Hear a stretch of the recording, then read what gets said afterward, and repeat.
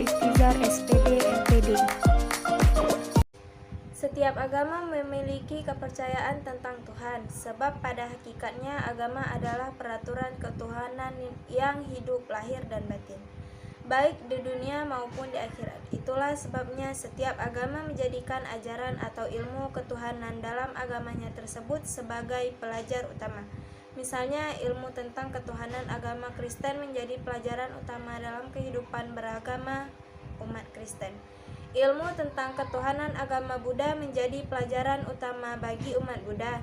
Demikian juga halnya dengan agama-agama lain termasuk agama Islam.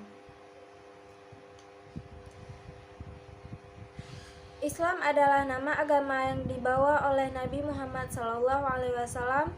Sumber ajaran agama Islam adalah Al-Quran dan Hadis. Dengan demikian, teologi Islam itu adalah ajaran tentang Tuhan menurut agama Islam yang dibawa oleh Nabi Muhammad SAW yang bersumber dari Al-Quran dan Hadis, yaitu mengajak umat manusia untuk mengesahkan Allah Subhanahu wa Ta'ala.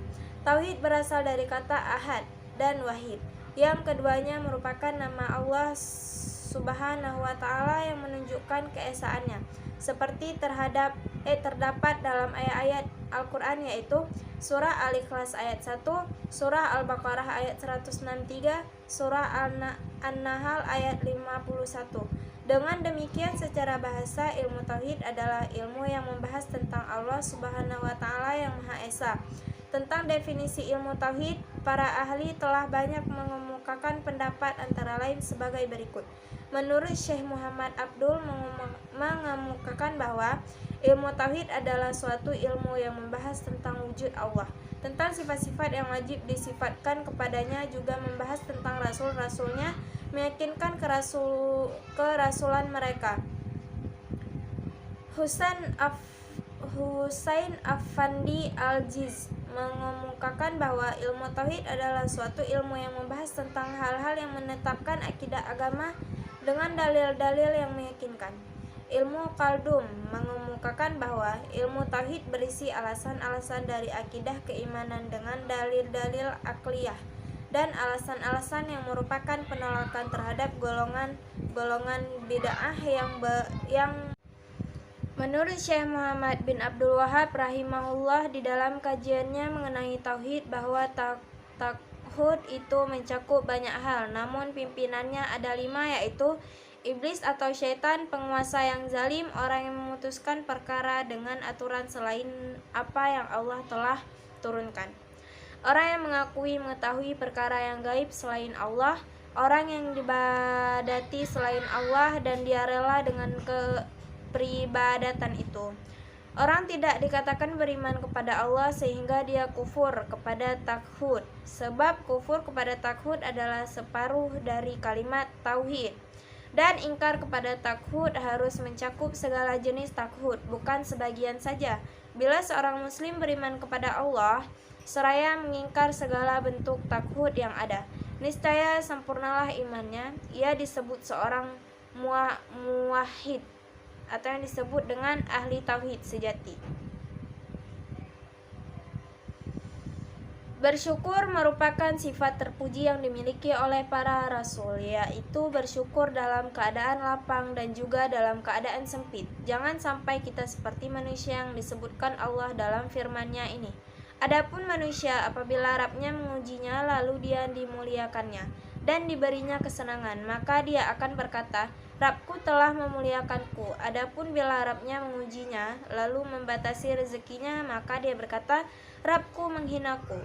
Quran Surah Al-Fajr ayat 15-16. Orang bersyukur atas nikmat yang telah diberikannya akan ditambahkan nikmat. Allah berfirman, dan ingatlah juga tatkala Tuhanmu memaklumkan, sesungguhnya jika kamu bersyukur, pasti kami akan menambah nikmat kepadamu. Dan jika kamu mengingkari nikmatku, maka sesungguhnya azabku sangat pedih.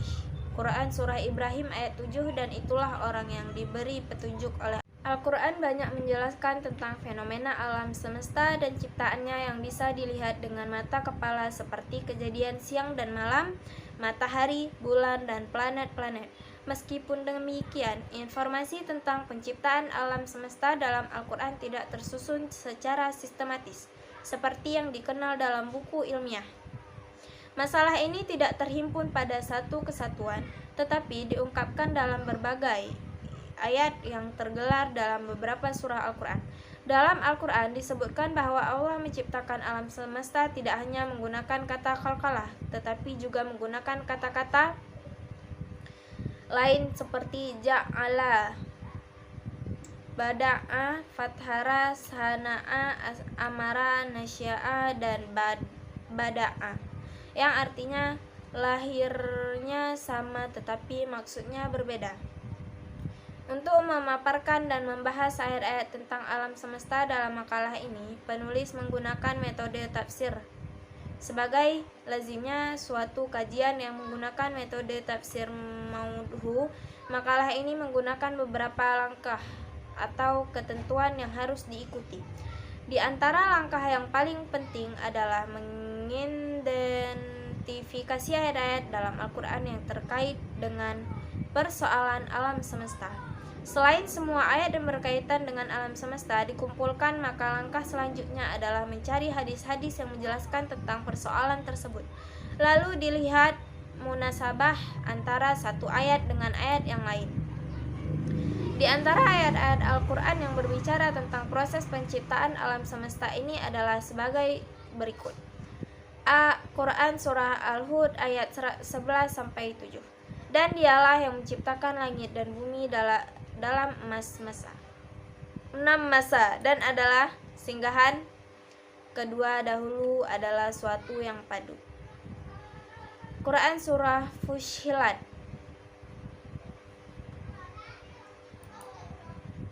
pada Quran Surah Al-Anbiya ayat 21-30 juga menunjukkan bahwa air al-ma telah ada sebagai salah satu kondisi terwujudnya alam semesta.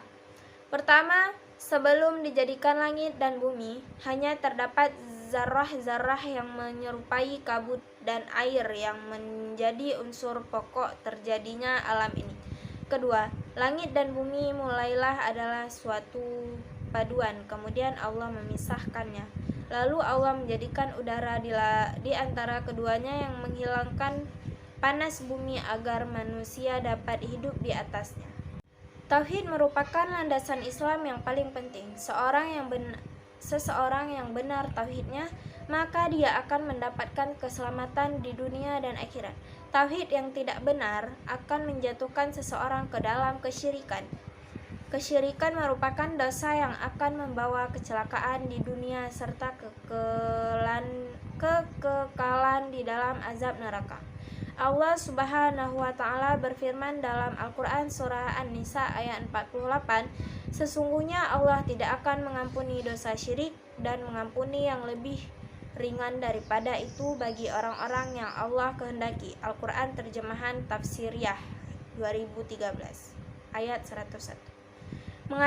Mengajarkan tauhid kepada anak, mengesahkan Allah dalam hal beribadah kepadanya menjadikan lebih mencintai Allah daripada selainnya. Tidak ada yang ditakuti kecuali Allah. Tidak ada yang ditakuti kecuali Allah.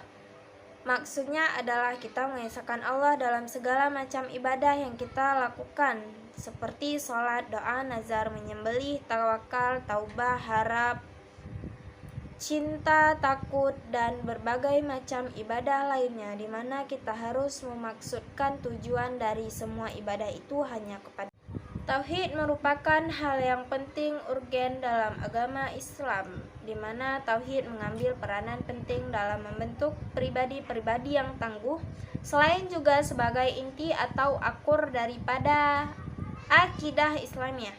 Keimanan ini merupakan akidah dan pokok yang di atasnya berdiri syariat Islam.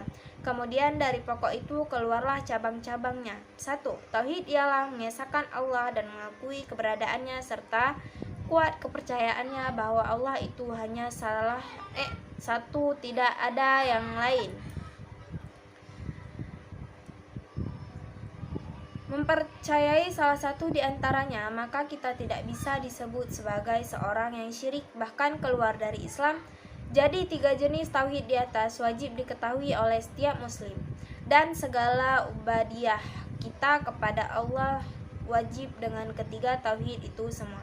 Karena tauhid adalah pondasi keimanan seorang kepada Allah Ta'ala, sehingga hendaklah kita senantiasa menjaga kemurnian tauhid kita di dalam beribadah kepada Allah Ta'ala dari apa saja yang dapat merusak.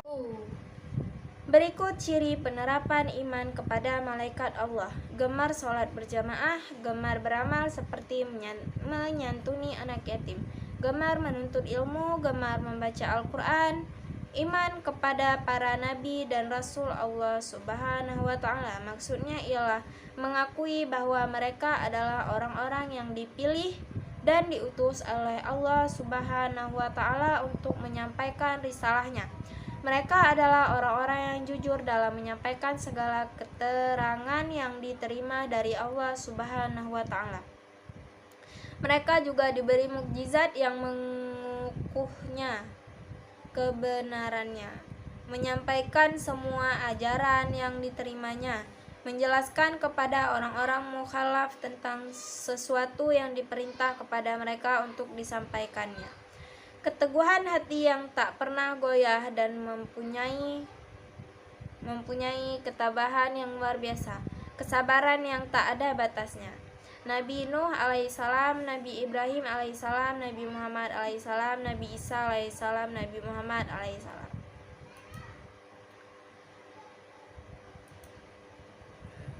Syirik adalah dosa yang tidak akan diterampuni. Syirik menyekutukan Allah adalah hal yang harus dihilangkan.